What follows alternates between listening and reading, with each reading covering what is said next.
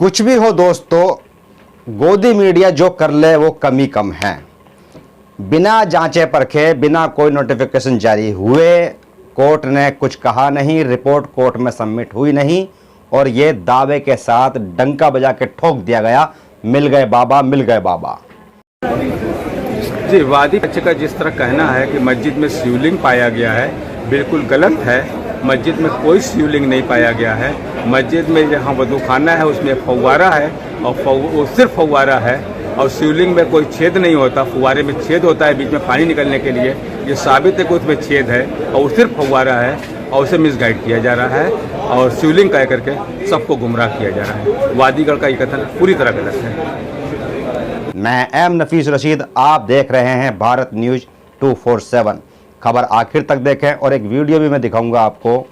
उस वीडियो के जरिए वो सवाल जो खड़े हो रहे हैं और जिसका जवाब किसी नेता को ना देकर, किसी सरकार के जिम्मेदार को ना देकर खुद गोदी मीडिया को देना चाहिए और अपना मुंह काला करके बनारस की गलियों में घूमना चाहिए और वहाँ के बुनकरों का, वहाँ के मूल निवासियों का और जो दर्दमंद लोग हैं उनकी रिपोर्टिंग करते हुए दर्द दिखाना चाहिए कि क्या हाल है बनारस की आम जनता का, किस तरह से बनारस की आम जनता बेरोजगारी में परेशान है और श्रद्धालुओं की बड़ी कमी है बनारस के अंदर और साथ ही साथ सड़कों का, खास करके और मैं बताता चलूँ आपको वहाँ की ट्रैफिक व्यवस्था का जो बुरा हाल है उस पर गोदी मीडिया का कतई ध्यान नहीं है, क्योंकि बड़े बापू का ऑर्डर यह था कि जितना भी आपको हुड़दंग मचाना है एक दिन में हुड़दंग मचा देना।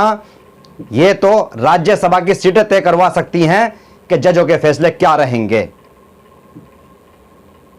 मस्जिद के अंदर दावा किया जा रहा है कि बाबा मिल गए, हर हर महादेव के नारे लगने लगे। गोदी मीडिया के पत्रकार उन लोगों से सवाल करने लगे जो एक ही पक्ष के लोग थे, यानी कि हिंदू पक्ष के लोग थे, और उनसे ये सवाल करने लगे कि आपकी मनोकामना पूरी हुई या नहीं। तो वो लोग कहते हैं कि हमारी जीत हुई है, सच साबित हो गया, नंदी को सिम मिल गया।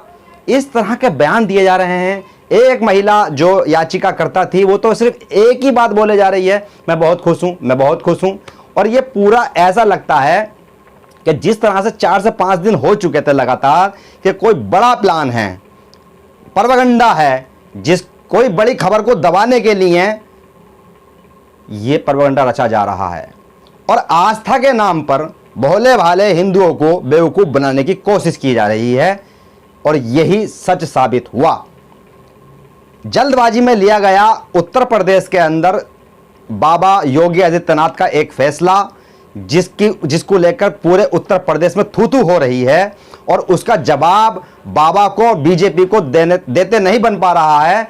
उससे बचने के लिए शायद गोदी मीडिया के द्वारा इस ज्ञान बापी मस्जिद के मुद्दे को हवा दी गई और बिना कोर्ट के फैसले के या बिना कोर्ट में रिपोर्ट पेश किए शोर मचा दिया गया, मिल गए बाबा, मिल गए बाबा। मंदिर के नाम पर, मस्जिद के नाम पर किसी भी मुद्दे को दबाना बड़ा आसान होता है। इसी तरह 63 लाख लोगों की जिंदगी दांव पर लग गई है दिल्ली के अंदर।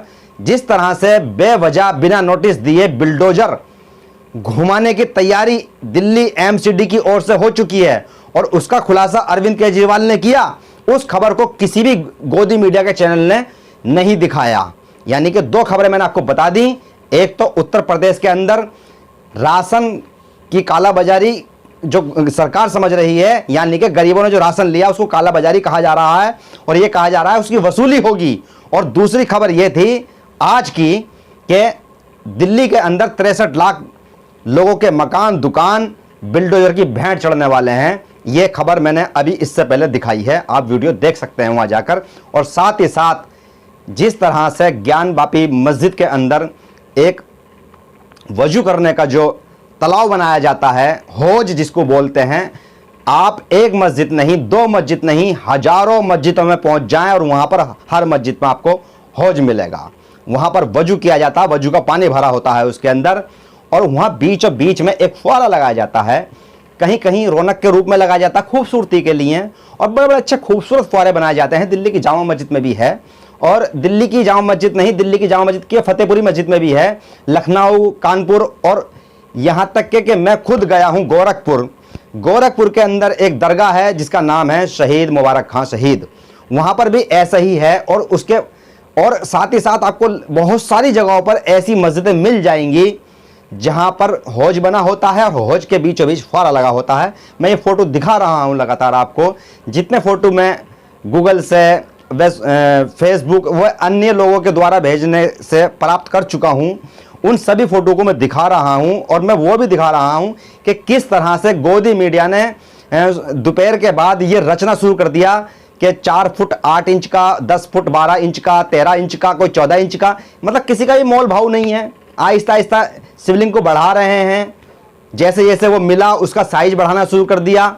शिवलिंग के बीच में हमने जो जाना है, जितना शिवलिंग के बारे में हमने पढ़ा है, वो एक काले रंग का पत्थर होता है और उसके अंदर सुराख नहीं होता है। उसको जो आकार दिया जाता है शिवलिंग को, वो बिल्कुल गोल दिया जाता है, उसमें डिजाइन नहीं काटा जाता है। अगर कहीं कहीं डिजाइन काटा गया होगा, उसको तराशा गया होगा, तो वो अलग बात है, पर ज़्यादातर शिवलिंग जो देखने को मिलते हैं वो बिल्कुल यानी कि गोलाई के साथ में ढले हुए होते हैं, ना उनके अंदर कोई डिजाइन होता है। उसके बाद में जो कुछ भी होता है, टीका लगाया जाता है, आंख बनाई जाती है, पर उसके बीचों बीच जो बीच में टॉप होता है, टॉप के ऊपर कभी भी सुराख नहीं होता है, सुराख होता है फुआरे के पत्थर के अंदर। ये है सच्चाई जो जिसको बताया जा रहा है कि ये ज्ञान वापी में मिले हुए बाबा हैं और नंदी को मिल गए उनके बाबा। तो कुल मिलाकर पहले ही कोर्ट ने ये कहा नहीं कि क्या मिला। जांच जो एजेंसी थी, जो सर्वे करने गई थी टीम, उसने ये कहा नहीं। खामखा गोदी पत्रकार अपने ही लोगों से और जो प्रोपेगेंडा रच के बैठे थे, वो कहे जा रहे हैं कि हमको तो मिल गया, क्योंकि एक रचा रचाया खेल है। ये रचा रचाया खेल है। अपनी गोदी मीडिया, अपने गोदी पत्रकार, अपने गोदी कैमरामैन, अपने ही फिक्स किए हुए लोग, जैसे मर्जी बयान दिलवा लो। कोई दावे से कह सकता है आज भारत के अंदर कि पत्रकारिता 100% निष्पक्ष होती है? नहीं होती है निष्पक्ष पत्रकारिता। मैं खुद इस बात को अच्छी तरह से साबित कर सकता हूं कि एक पक्ष को दबाने के लिए कोर्ट के फैसले से पहले ही ऐसा माहौल बना के खड़ा कर दिया गया गोदी पत्रकारों के द्वारा, जिससे ये कहा जा सकता है कि इनकी पत्रकारिता पर दाग लग रहा है और ये पत्रकार नहीं है। इन्होंने हिंदुस्तान की, मतलब भारत की मीडिया का नाम डुबो दिया और आज पूरी दुनिया के अंदर नाम बदनाम हो रहा है भारत की मीडिया का। और साथ ही साथ उन लोगों का भी नाम बदनाम हो रहा है जो अच्छी पत्रकारिता करते हैं और साफ सुथरी पत्रकारिता के साथ साथ निष्पक्ष पत्रकारिता करते हैं और देश का नाम रोशन करना चाहते हैं। बहुत लोग इस पर आज अफसोस भी करते हुए नजर आ रहे हैं। और साथ ही साथ जैसा मैंने आपको बताया, दिल्ली के अंदर 63 लाख लोगों से जुड़ी खबर को दबाया गया आज। और इससे भी बड़ी खबर उत्तर प्रदेश की, जो कि कई करोड़ की आबादी है उत्तर प्रदेश की, जिन्होंने राशन खाया है पूरे साल, उनसे उगाई करने का जो फरमान जारी हुआ है उत्तर प्रदेश सरकार की ओर से, वो लोगों के हलक से नहीं उतर रहा है। आहिस्ता आहिस्ता उस पर काम करना चाह रहे हैं या उसे छुपाना चाहेंगे, क्योंकि अगर बवाल मच गया तो लोग कहेंगे बाबा निष्पक्ष नहीं बचे। या जिन लोगों ने वोट दिए हैं, बाबा का ही खुद का कहना यह था कि 80% और 20% यानी कि प्रतिशत का हिसाब बताया गया था, तो उसमें यह साफ इशारा था कि बाबा को 80% लोगों ने वोट दिया है। और राशन कितने प्रतिशत ने लिया है, ये जरा सीधा सीधा हिसाब है। मुस्लिमों की और दलितों की जो आबादी है, या जो वोट बीजेपी को मिला है उत्तर प्रदेश के अंदर, उसकी कितनी आबादी है, ये इसका जवाब खुद सरकार को देना चाहिए, बाबा को देना चाहिए और गोदी मीडिया के उन पत्रकारों को देना चाहिए जिन्होंने इस खबर को दबाने की कोशिश की है। बाकी वीडियो आप लोग शेयर करके जवाब ले सकते हैं और जान सकते हैं कि असली माजरा था क्या, ज्ञान वापी मस्जिद की आड़ में क्या दबाना चाह रहे थे और क्या हो गया। मैं एम नफीस रशीद, आप देख रहे थे भारत न्यूज 247।